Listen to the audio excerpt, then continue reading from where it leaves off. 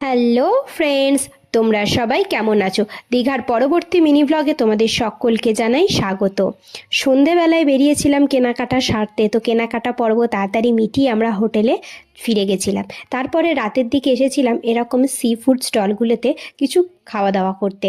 এখানে এসে দেখি তো হরেক রকম জিনিস সাজানো রয়েছে। ইলিশ মাছ, পমফ্রেট মাছ, চিংড়ি, কাঁকড়া, চিকেনে নানা রকম আইটেম ম্যারিনেট করে সুন্দর করে রাখা রয়েছে।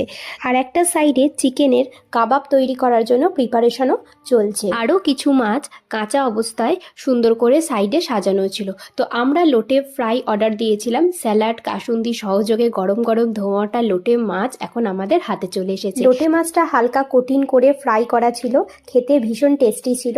ভিডিও তোমাদের কেমন লাগছে অবশ্যই কিন্তু কমেন্ট করে জানিও। ভালো লাগলে লাইক করো, শেয়ার করো আর চ্যানেলটিকে সাবস্ক্রাইব করে পাশে থেকো। আজকের মতো ভিডিওটা এখানেই শেষ করছি। পরবর্তী শর্টস নিয়ে দেখা হবে তাড়াতাড়ি। টাটা।